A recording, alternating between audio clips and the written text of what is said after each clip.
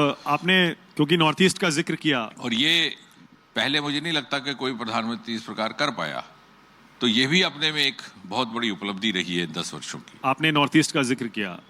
पिछले 2-3 साल से तो मणिपुर का मुद्दा गर्म है।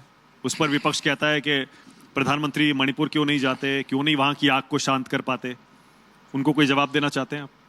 नहीं नहीं, ऐसा नहीं है।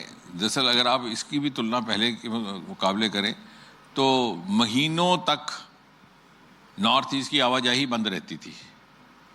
आज वहाँ पे भी ऐसा विकास हुआ है। गुवाहाटी आजकल इंटरनेशनल एयरपोर्ट बन गया है।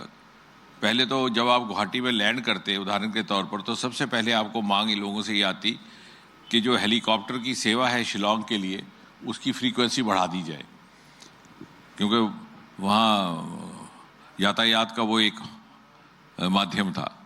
आज उसके उलट है। जब आप लैंड करते हैं गुवाहाटी में तो हेलीकॉप्टर की सेवा होने के बावजूद भी लोग हेलीकॉप्टर में नहीं जाना चाहते, क्योंकि 2-2.5 घंटे का ड्राइव है, इतना खूबसूरत सीनिक ड्राइव है अप टू शिलोंग।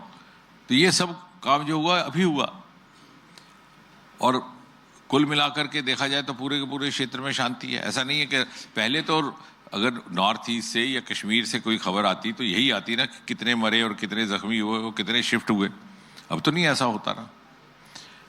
अब बीच में अगर कहीं मणिपुर में कोई विषय आया है वो अलग बात है, लेकिन एक जनरलाइज पैटर्न के तहत जिस तरह से यहाँ पर एक हिंसा भी थी, एक तरह का इंसर्जेंसी भी थी, और एक ऐसा माहौल जिसमें कभी आपको लगता ही नहीं था कि सामान्य स्थिति हो भी सकती है, वो पूर्वोत्तर और जम्मू कश्मीर में, और रिपोर्टिंग भी उसी की होती थी।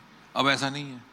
अब उसी नॉर्थ ईस्ट से आप खबर देते हैं कि सबसे लंबा पुल बन गया, सबसे बड़ा डैम बन गया। तो ये now North East also is making news for different reason, may be for good reason in other words. Okay, Sukesh एक सवाल पूछना चाह रहे हैं।